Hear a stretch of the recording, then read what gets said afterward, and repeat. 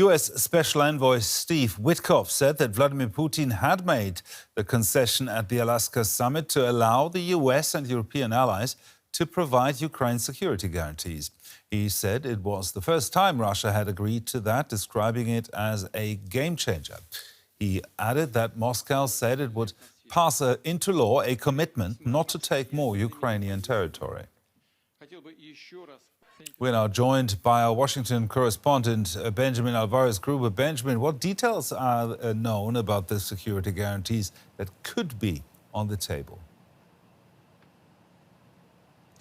Could be on the table, indeed. That's an important part there. Special Envoy Steve Witkoff called them game-changing. We're still waiting on clarity what the security guarantees would actually look like. He said that the US was able to win that concession. Of course, high-level ranking US officials are under pressure to present the results from this meeting between Donald Trump and Vladimir Putin in Alaska. Witkoff called in Article 5 like a protection, the real reason why Ukraine wants to be in NATO, something Russian President Putin has repeatedly rejected.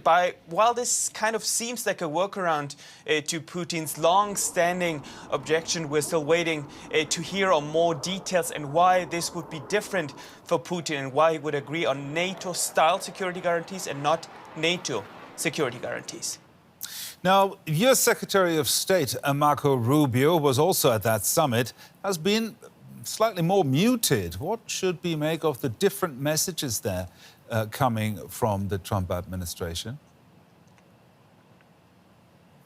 So there is indeed mixed messaging from the White House on Ukraine, but there was also the case before, during and after the summit between Trump and Putin. No, not only is there no more talk now about the sanctions that Washington promised in case there is no deal in Alaska. There was no deal, and we still haven't heard that yet. There was Scott Bessent, the Treasury Secretary, who said there would be additional secondary sanctions on countries dealing with Russia. That's also apparently not at the table anymore. And Special Envoy Steve Witkoff, who met with Putin for 3 hours earlier this month and who basically laid the ground for the meeting between both leaders, defended Trump's decision to abandon the push for Russia to agree to an immediate ceasefire, saying that the president pivoted towards a peace deal because so much progress was made.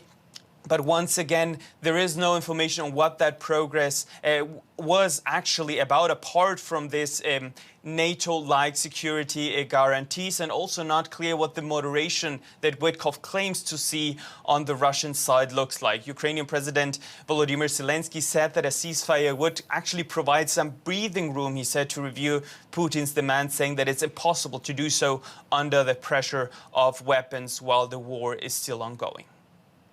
Now, on Monday, Trump is going to be swarmed by nearly half of the EU's top brass, plus the NATO Secretary General. Will he be impressed by this lineup, or might he feel cornered? So he's met basically all of them. Some of them visited alone. He met with French President Emmanuel Macron, who will be here on Monday, British Prime Minister Keir Starmer. He played golf with the Finnish President Alexander Stubb, who will also be joining. Of course, during several meetings, he also spoke to European Commission President von der Leyen. They want to show that they have this common approach, that they have one message when it comes to Ukraine. But there is indeed a risk that they kind of might look heavy-handed. Experts are warning that Trump won't want to be in that corner.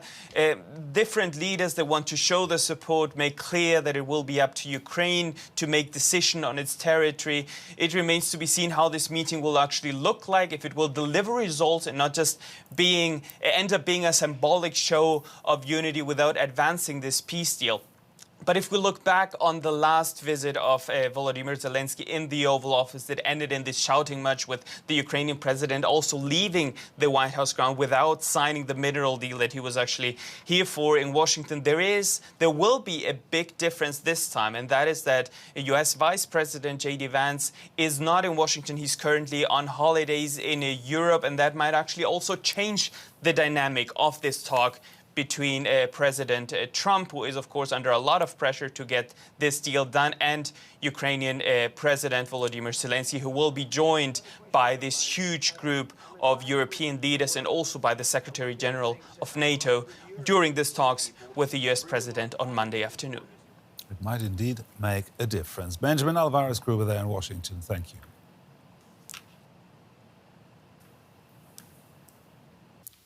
US Special Envoy Steve Witkoff says Vladimir Putin is willing to allow the US and European allies to provide security guarantees for Ukraine.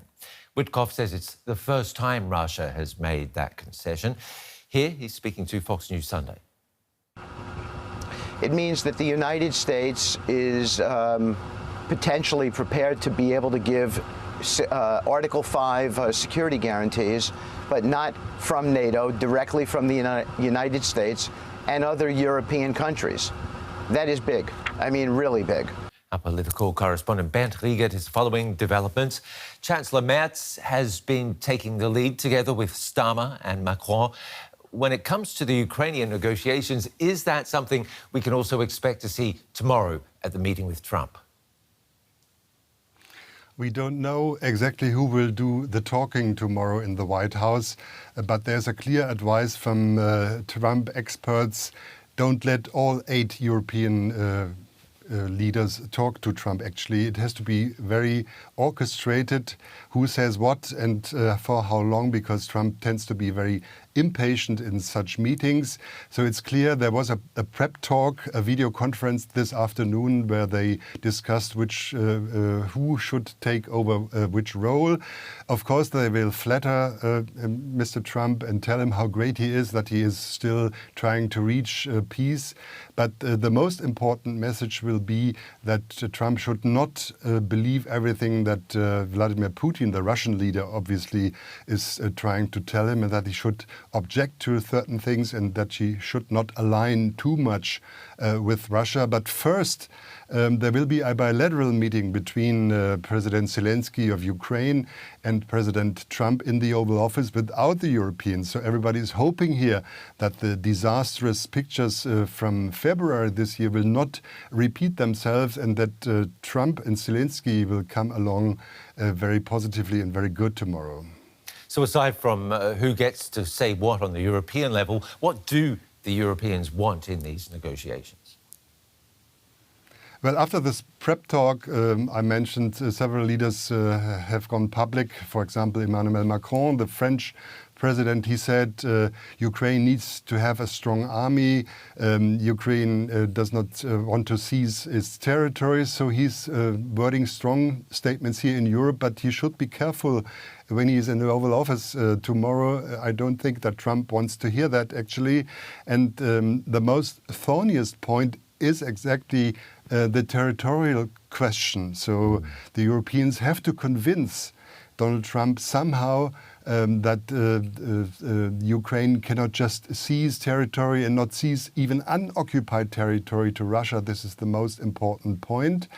And hopes are that some arguments from Europe and Zelenskyy will somehow convince Mr. Trump, because obviously there are reports that Vladimir Putin and Donald Trump in Alaska agreed already on a kind of a territorial swap. So what sort of influence would you say European leaders have over Trump? That's very difficult to predict because Donald Trump is so unpredictable. Remember just last Wednesday, when there was a video conference with Trump and all the European leaders, Trump seemed to be more on the European side and the side of the Ukraine. But then only 2 days afterwards, when he saw Vladimir Putin in Alaska, he changed his mind, obviously, and also the course. So the chances that he will listen to the Europeans are there. And many people here that understand Trump say he always remembers and repeats what he hears last. So there's a chance, because tomorrow the Europeans will have the last meeting in the White House actually on that Monday, and maybe that will have some influence on the course of affairs. And it's still unclear if there will be a trilateral meeting between Putin, Zelenskyy and Trump. That has to be seen. It all sounds like a lot of tiptoeing. Our political correspondent, Bernd Riegert, thank you.